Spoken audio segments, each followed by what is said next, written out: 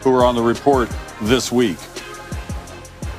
ESPN's Ravens reporter Jamison Hensley on board with us now. This has to be a huge blow for the Ravens, coming off a loss and then a short week to prepare, and now they're hit with this. How would you characterize the mood in Baltimore right now?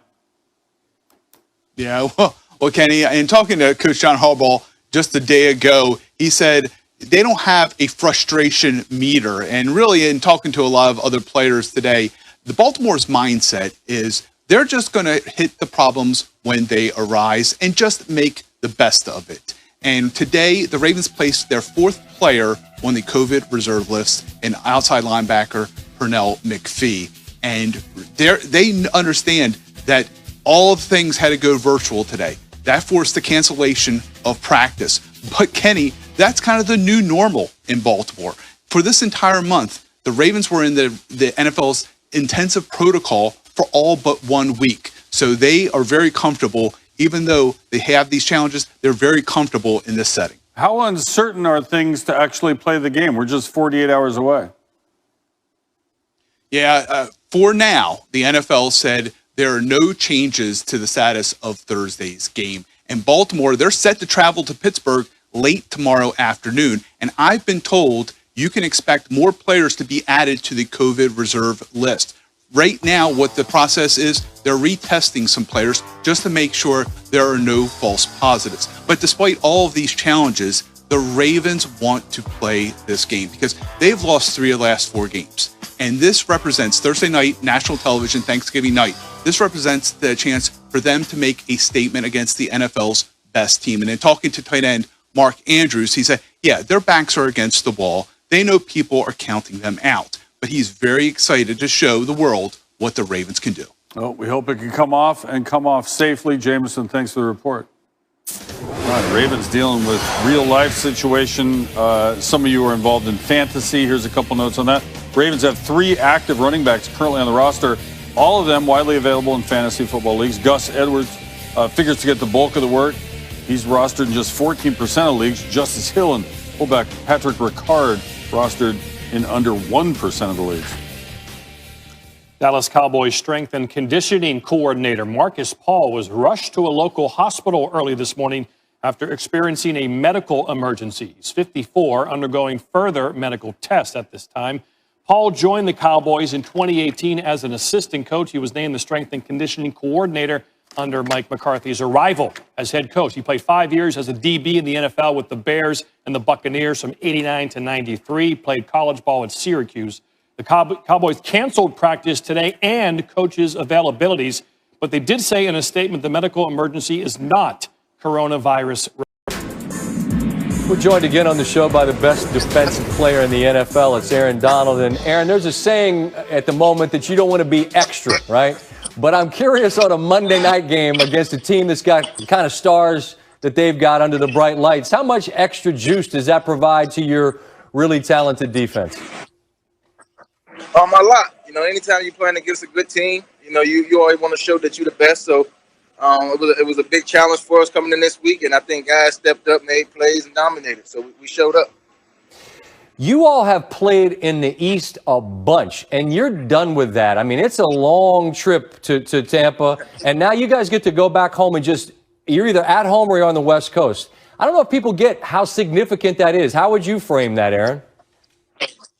It definitely, I wouldn't say, I think we did a good job as far as, you know, getting used to it and things like that. It definitely was tough, but, you know, we stuck together. We had a good plan as far as what we needed to do to keep ourselves fresh and ready to play a game. So it's definitely good to be back at home on the West Coast and, you know, doing what we do.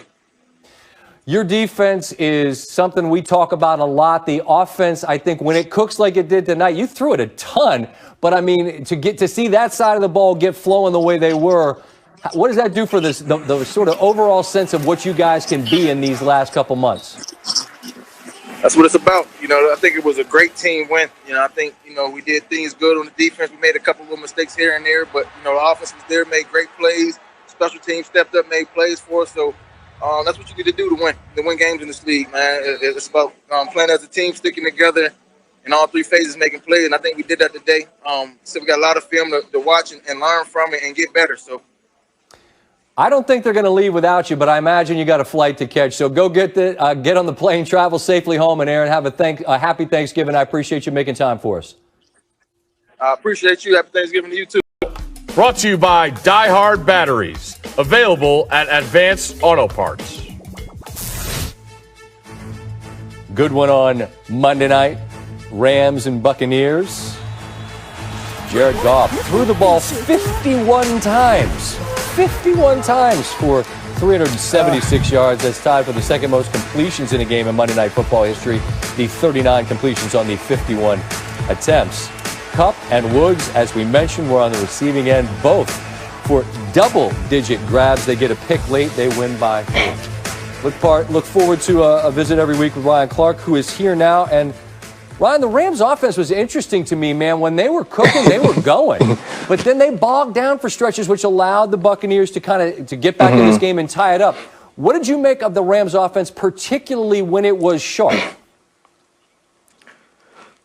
Well, I thought they threw the ball way too much. I didn't think they would win if they went here, but they executed so well, and Sean McVay was much better than Todd Bowles was, but it was about the diagram. It was about the scheme. Here you're going to see everybody blocked down, and Gerald Everett come out of the other side. Watch the way that he manipulates the defense on the back end, the underneath coverage wide open with all the space to the side. Easy throw for Jared Goff. And then next we're going to see one of the biggest plays of the first half. This is actually the 3 points you can say they win the game by. You're going to get the tackle out. You're going to get number 2 wide receiver out the center. And they're all going to get to Robert Woods as he comes back for the screen. Now, Robert Woods gets out of this thing because the blocks are sealed off. He has to make a decision. Does he get out of bounds? Does he get down? Or does he try to score? Because this is late in the half. He breaks it. He actually gets tackled. They get up. They spike the ball. They get 3. Now, here's a play that shows you how great Cooper Kupp is. They're going to give him a clear route with an option route on Carlton Davis, who's their best defender. Watching hit him with the icky wicky sticky, gets outside, catches the ball. Devontae Adams is talking about that dude being underrated because he gets open, he's physical, and he has great hands. This was a virtuoso performance by Sean McVay, but also these wide receivers and even Jared Goff with the 2 interceptions. They had to show up big because the run game was stopped, and boy, did they. That won't be a fun moment in film session when you got like that, I can't imagine. Now, Ryan, on the other side of this, Brady plus pressure equals what? Pipes busted. Right? They do, they do 1 or 2 things. They make diamonds or they bust pipes. And it's been pipes busted for Tom Brady, which we aren't used to. We're used to Brady playing well under pressure. But let's think about Tom Brady throughout this season. 2 times against the New Orleans Saints under pressure. Those were losses. Against the Chicago Bears, pressured 10 times. That was also a loss where he forgot what down it was. And then in the second half, Tom Brady totally falls apart. He takes sacks. He almost gets a turnover in the end zone and 2 overthrows for interceptions. This is becoming a problem. If Tom Brady has a utopia, if Tom Brady has an oasis of time, if he has so many opportunities to throw the ball, he can utilize his skill weapons. But if you get pressure on him, he starts to see ghosts, maybe acting like Sam Darnold a little bit and throws the ball away, takes sacks. This team hasn't played well nor won any game that Tom Brady hasn't had perfect protection. And that's an issue when you think about having to play teams like the Saints going forward. All right, Ryan, I'm going to get greedy this week. I feel like we had a bunch of really good games, and as we reach Thanksgiving, we have a sense of what we're looking at and what we're seeing. I want to get your thoughts on some teams as we head into the most important stretch of the season in just a bit, all right?